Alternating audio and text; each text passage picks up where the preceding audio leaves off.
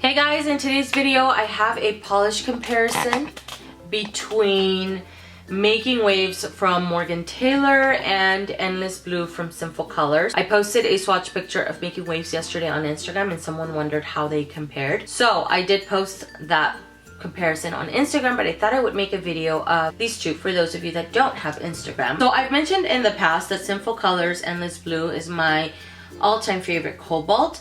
It's just the one that I've stuck to. I love the color. I love the vibrancy of it. It has an awesome formula. Never had an issue with it.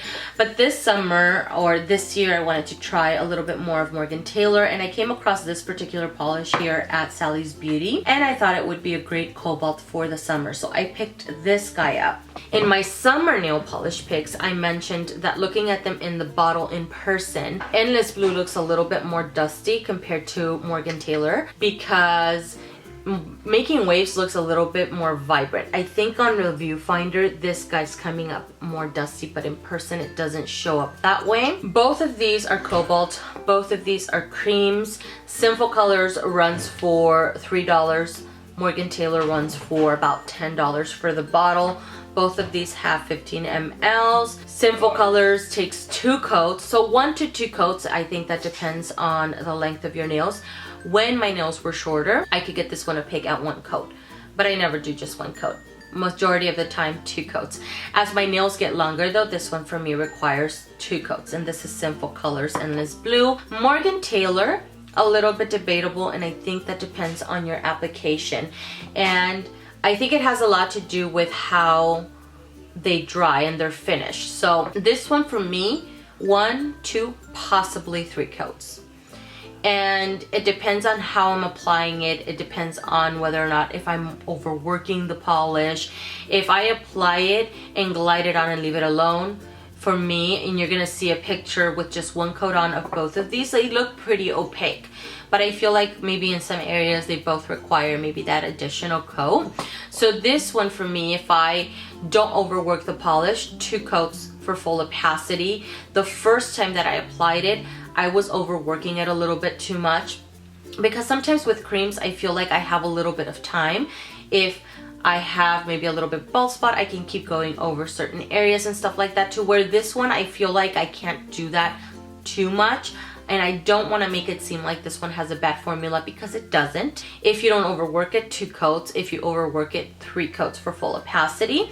And I feel like the difference here comes in how they both dry to their finish. So SinfulColors dries glossy, Morgan Taylor dries a little bit dull, and it is one that you do need to top coat if you don't like that particular finish. I just feel like Endless Blue, the application is just a little bit easier, more so than Making Waves. When I don't add a top coat on, Making Waves looks a little bit more dusty on the nails than Endless Blue because it dulls down a little bit.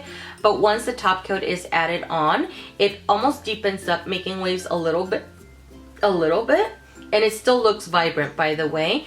But because of that, paired up to Endless Blue on the nails for me, I feel like it brings out the dustiness in this guy, and it almost looks just a little bit lighter. And let me show you guys a live view of it, although you guys are gonna see pictures. But I don't know if you guys can see, Making Waves, these two look just a dash deeper. Very minor differences, not too much. And because of that, this one looks just a tad bit more dusty and a little bit lighter on the nails. Do you guys see that? And then this is Making Waves just by itself. So I think it comes down to whether or not you want to try Morgan Taylor or you want to try other cobalt blues. If you have Endless Blue, I don't think you require Making Waves, only because the formula is so good in this one. As is this one, but this one's just a few bucks compared to Morgan Taylor. I have it now because I wanted to try a different cobalt, and quite frankly it looked a little bit brighter in the bottle to me than what I remembered Endless Blue looking like. But the differences are so minor that I don't think it's justifiable for you to go out and pick up this one if you have this one, or maybe you have this one which is Making Waves. You don't need to go out and pick up Endless Blue. So that's everything, guys. I hope you guys enjoyed this video and found it super helpful. If in case you have either one of these polishes and were curious about the other, I hope that this video was helpful to you. I thank you guys so much for watching. Really appreciate it, and I'll see you guys in the next one. Bye.